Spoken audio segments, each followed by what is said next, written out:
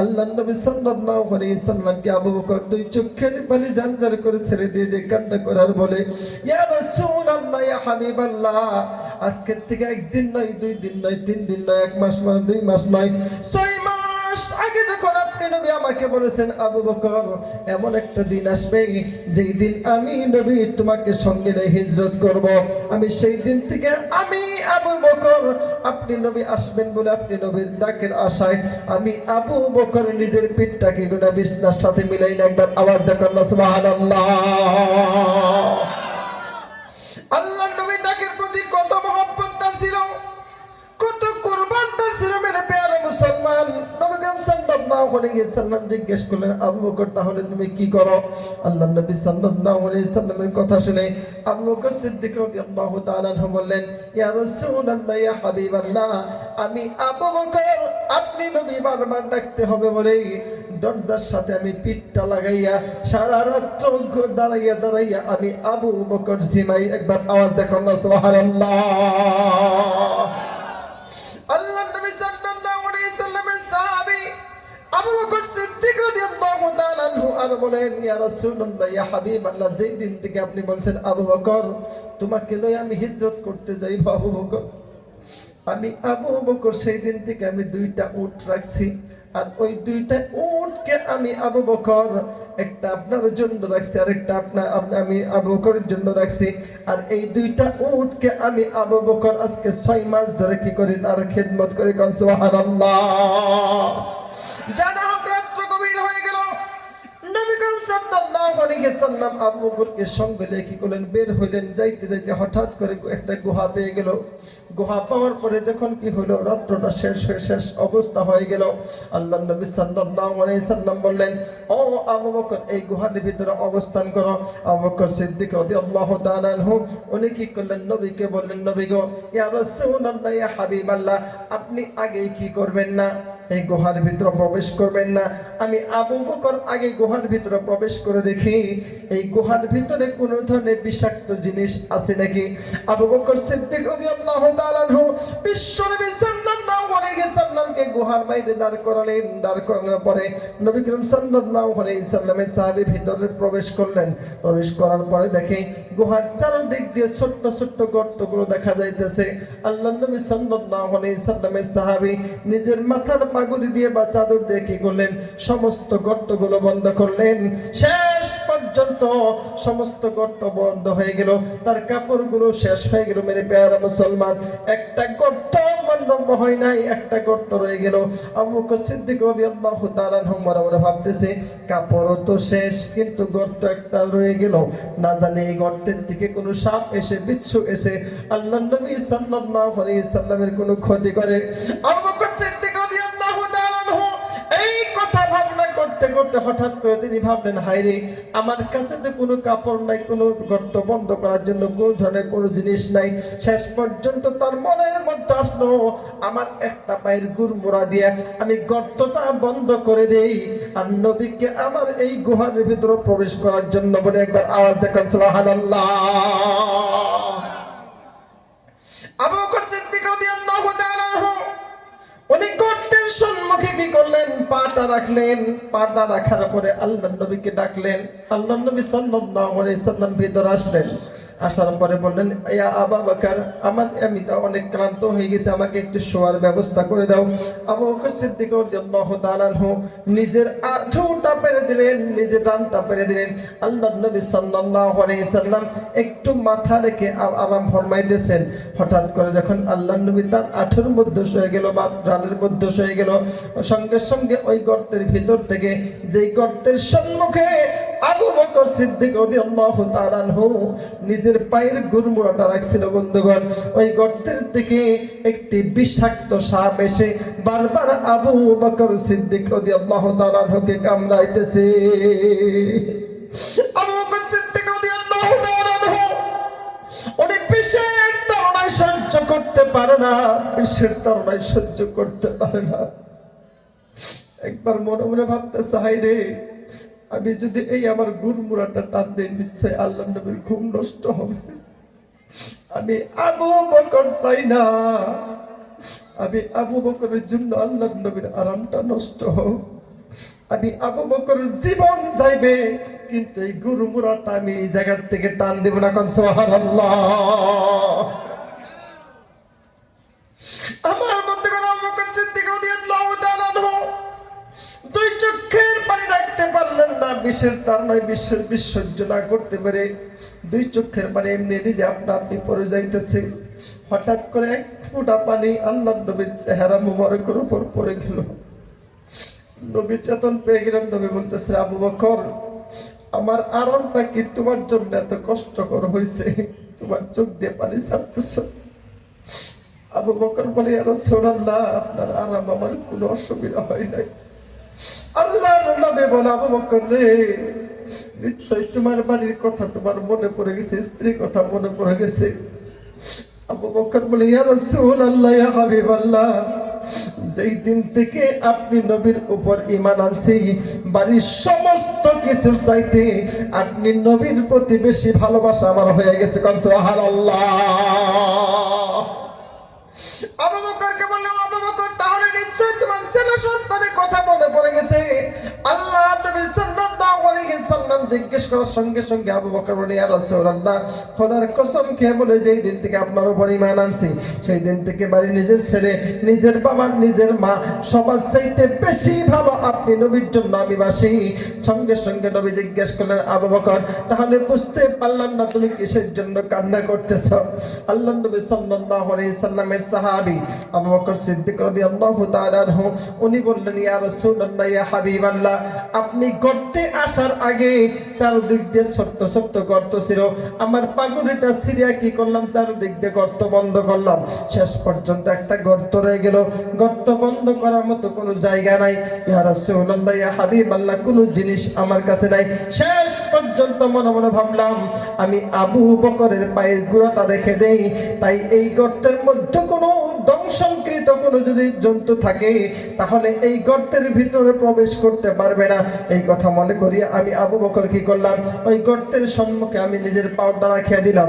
আল্লাহ নবী সাল্লাল্লাহু আলাইহি সাল্লাম বলেন, তারপরে কি হলো?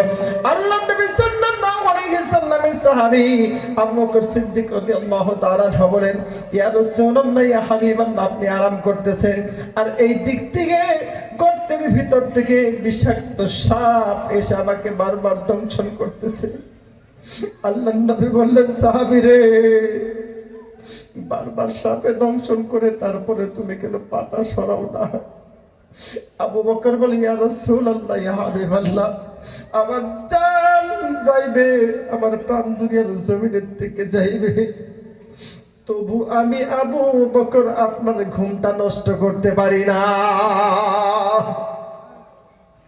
আল্লাহ নবী সাল্লাল্লাহু আলাইহি সাল্লামের সাহাবীকে বললেন, ও আবু বকর, তুমি কি করো? তোমার পাউটা টান দাও। আল্লাহ নবীর সাহাবী আবু বকর বলেন, ইয়া রাসূলুল্লাহ, আমি পাউটা টান দেব না, কারণ আপনাকে দংশন করতে পারে।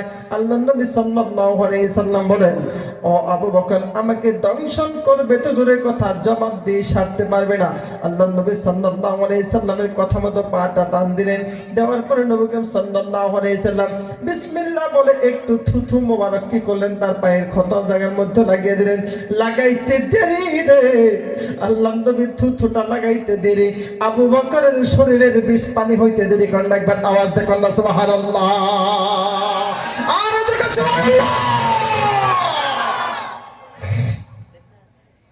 আমার বন্ধুগণ, এবার আল্লাহ নবী সাল্লাল্লাহু আলাইহি সাল্লাম কি করলেন, গর্তে সাপকে ডাক পারতেছে না, ও গর্তে সাপ, তোমার কোথা থেকে তোমার পাওয়ার পাইলা? আমি নবীর সাথে হিজরতের সাথে তুমি দংশন করলা। কোন সুবহানাল্লাহ। আমার বন্ধুগণ, সাপ তখন কি করতেছেন, আল্লাহর কাছে দোয়া করতেছেন, আল্লাহ, তোমার হাবিবকে দেখার জন্য আমি কি করেছিলাম, অনেক ইরাদা করেছিলাম, আল্লাহ তোমার হাবিবের সাথে কথা বলবো, একটু জবানটা তুমি খুলিয়া দাও। সিরাতের কিতাবের মধ্যে পাওয়া যায়, ওই সাপ বলার সঙ্গে সঙ্গে আমার আল্লাহ বললেন, ও সাপ, তুমি আমার হাবিবের সাথে কথা বলার জন্য জবান চাইছো, যা যা, আমি আল্লাহ পাক রব্বুল আলামিন সাপের জবান খুলিয়া দিলাম। কোন সুবহানাল্লাহ। আল্লাহ নবী সাল্লাল্লাহু আলাইহি সাল্লামকে বললেন, ইয়া রাসূলুল্লাহ, ইয়া হাবিবাল্লাহ, আগের নবীর উম্মতের কাছে শুনেছি, আগের নবীর কাছে শুনেছি একজন আখির নবী আসবে, যাকে ইমানের ছলে দেখলে, ইমানি অবস্থায় দেখলে দুনিয়ার জমিনের থেকে বিদায় নেওয়ার পরে আমার আল্লাহ পাক রব্বুল আলামিন কি করবে, জাহান্নামের আগুনটা হারাম করে দিবেন। সেই দিন কথাটা শুনিয়া আমি সাপ এই গর্তের মধ্যে জায়গা করে নিয়েছি, চারো দিক দিয়ে গর্ত করেছি। একবার ভাবছি আল্লাহ নবী যখন এই গর্তের ভিতরে ঢুকবে, আমি একবার ডান দিক থেকে দেখবো, আবার যেমন নবী কি করবেন বাম দিকে ঘুরবেন, আমি বাম দিক থেকে আসবো, আবার যখন কি করবেন পিছনের দিকে ঘুরবেন, আমি পিছনের দিক থেকে আসবো। বারবার এই নবীকে আমি দেখবো। তার জন্য আজকের থেকে কয়েক বছর হয়ে যায়, ও নবী গো, আমি এই গর্তের ভিতর থেকে বের হয় না, না খেয়ে থাকি তবু আমি এই গর্তের ভিতর থেকে বের হয় না। ইয়া রাসূলুল্লাহ, ইয়া হাবিবাল্লাহ। কিন্তু আপনার সাহাবী বড় চালাক, উনি আসিয়া সমস্ত গর্তগুলো বন্ধ করছে। আল্লাহর নবী সাল্লাল্লাহু আলাইহি সাল্লামের সাহাবী, আপনার সাহাবী আবু বকর বড়ই চালাক। আবু বকর তিনি কি করছেন, সমস্ত গর্তগুলো বন্ধ করছেন। শেষ পর্যন্ত একটা গর্ত রয়ে গেছে, তারপরেও তিনি কি করছেন, পাটা দিয়ে নিজের ওই গর্তটা বন্ধ করে রাখছেন। শেষ পর্যন্ত আমি মনে মনে ভাবলাম, হায়রে, এত বছর ধরে যে নবীকে দেখার জন্য আমি সাপ গর্তের মধ্যে জায়গা করলাম, আজকে সেই নবী যদি এই জায়গার থেকে চলে যায় তাহলে আমার এই কষ্টটা বৃথায় যাবে। শেষ পর্যন্ত মনে মনে চিন্তা করিয়া আমি আবু বকরের পায়ের মধ্যে বারবার কি করলাম, আমি সাপ হইয়া দংশন করলাম। কারণ আমার মনে চাই না গো আমার এত বছরের সব কষ্ট বিফলে যাক। আমার বন্ধুগণ, শেষ পর্যন্ত এই কথা বলার সঙ্গে সঙ্গে নবী করিম সাল্লাল্লাহু আলাইহি সাল্লাম তাকে মাফ করে দিলেন। যাই না হোক আমার বন্ধুগণ, আমি বলতেছিলাম আল্লাহ নবী সাল্লাল্লাহু আলাইহি সাল্লাম কি করতেন, সাহাবীদেরকে কত ভালোবাসতেন, সাহাবারা কত ভালোবাসতেন নবী করিম সাল্লাল্লাহু আলাইহি সাল্লামকে। আল্লাহ নবী সাল্লাল্লাহু আলাইহি সাল্লামের সাহাবী ওমর ফারুক রাদিয়াল্লাহু তাআলা আনহু একদিন আবু বকর সিদ্দিক রাদিয়াল্লাহু তাআলা আনহুকে ডাক দিয়ে বলেন, ও আবু বকর, দুনিয়ার জমিনের মধ্যে একটা রাত্রের ইবাদত যদি তুমি আমাকে দাও, আমি ওমর সারা জিন্দেগীর ইবাদত তোমাকে দিয়ে দিব। কোন সুবহানাল্লাহ। আর এই ইবাদত হলো আল্লাহ নবী সাল্লাল্লাহু আলাইহি সাল্লামের সাহাবীর হিজরতের রাতটা। আমার বন্ধুগণ, সাহাবাদের মধ্যে কি হতো, ইবাদতের, সাহাবাদের মধ্যে আমলের কম্পিটিশন হইতো। কোন সুবহানাল্লাহ। আর আমাদের মধ্যে যুবক ভাইদের মধ্যে কম্পিটিশন হয়, কে কার চাইতে বেশি মদ খাইতে পারে। মনে কথা ঠিক কিনা? কে কার চাইতে বেশি মেয়েকে পটাইতে পারে, কে কার চাইতে বেশি পাবজি খেলাইতে পারে, এইরকম কম্পিটিশন যুবকদের মাঝে হয় না নাই? কিন্তু সাহাবাদের মধ্যে কি হইতো, কম্পিটিশন হইতো। যুবকদের মতো এইরকম কম্পিটিশন নয়, তাদের আমলের মধ্যে আল্লাহর নবীর কাছে মহব্বতের পাত্র হওয়ার জন্য কার চাইতে কে বেশি কি করতে পারতো, ইবাদত করতে পারতো, এইরকম ধরনের ইবাদতের তাদের মধ্যে কি হইতো, প্রতিযোগিতা হইতো। কারণ সুবহানাল্লাহ। আমার বন্ধুগণ, তবুকের যুদ্ধের সময় বিশ্বনবী সাল্লাল্লাহু আলাইহি সাল্লাম কি করলেন, সাহাবাদের মধ্যে ঘোষণা করলেন, খুব অভাবের সময় আল্লাহ নবী সাল্লাল্লাহু আলাইহি সাল্লাম সাহাবাদের মধ্যে ঘোষণা করলেন, কার কি সক্ষমে কুলাই তোমরা কি করো, নিজের টাকা পয়সা সম্পদগুলো আল্লাহর দরবারে জমা করো, কারণ যুদ্ধের মধ্যে যাইতে হবে। আল্লাহ নবী সাল্লাল্লাহু আলাইহি সাল্লামের সাহাবী হযরত ওমর ফারুক রাদিয়াল্লাহু তাআলা আনহু, উনি ভাবতেছেন, হায়রে, আবু বকর তো সমস্ত কামের মধ্যে উনি কি করেন, এক নাম্বার পজিশন পান। এই যে বর্তমান এমন একটা সময়, আবু বকরের কাছে কোনো ধরনের কোনো টাকা পয়সা নাই, আবু বকরের হাত অনেকটা খালি। আমার বন্ধুগণ, ওমর ফারুক রাদিয়াল্লাহু তাআলা আনহু মনে মনে ভাবতেছে, এই যে একটা সময় যাইতেছে, এই সময়ের মধ্যে আমি ওমর আবু বকরের চাইতে আগে যাইব। কোন সুবহানাল্লাহ। ওমর ফারুক রাদিয়াল্লাহু তাআলা আনহু উনি নিজের সম্পদের থেকে অর্ধেক সম্পদ আল্লাহর রাস্তায় দান করে দেন। কোন সুবহানাল্লাহ। এরপরে আলী রাদিয়াল্লাহু তাআলা আনহু উনিও ভাবতেছে, আবু বকর তো সব টাইমই আগে যায়। আলী রাদিয়াল্লাহু তাআলা আনহু অনেক সম্পদ, অনেক টাকা পয়সা, স্বর্ণ মুদ্রা বা রূপার মুদ্রা কি করলেন, আল্লাহর রাস্তায় দান করলেন, আল্লাহ নবীর সামনে রাখলেন। উসমান গনি রাদিয়াল্লাহু তাআলা আনহু আল্লাহর নবীর মেয়ের জামাই, দুই মেয়ের জামাই যাকে জিন্নুরাইন বলা হয়। উসমান গনি রাদিয়াল্লাহু তাআলা আনহু অনেক অর্থ সম্পদ আল্লাহর নবী সাল্লাল্লাহু আলাইহি সাল্লামের সামনে কি করে জমা করলেন। মা বোন যারা ছিল, মহিলা সাহাবিয়া যারা ছিলেন, তারা নিজের গলার হারগুলো খুইলা খুইলা, কানের দুলগুলো, নাকের ফুলগুলো খুইলা খুইলা, হাতের শাখা যেগুলো চুরি স্বর্ণের জিনিস ছিল সমস্ত কিছু খুইলা খুইলা তারা বাইন্দা বাইন্দা আল্লাহ নবীর সামনে পাঠাই দিলেন। সুবহানাল্লাহ। ইসলামের জন্য কত কবুল কি করেছেন, কত জিহাদ তারা করেছেন, কত কোরবান তারা করেছেন। আমার বন্ধুগণ, এইদিকে আবু বকর সিদ্দিক রাদিয়াল্লাহু তাআলা আনহু এখনো পর্যন্ত আসে নাই। আবু বকর সিদ্দিক রাদিয়াল্লাহু তাআলা আনহু ওমর মনে মনে ভাবতেছে, এবার তো আবু বকরের বেশি কাম হবো না, কারণ তো তার কাছে কোনো টাকা পয়সাই নাই। আমি ওমর অনেক সম্পদ কি করছে, অর্থ সম্পদ আল্লাহর নবীর সামনে দান করছে। ওমর মনে মনে খুশি হইতেছে আর ভাবতেছে, এবার 1 নাম্বার পজিশন আমি পাবো। সুবহানাল্লাহ।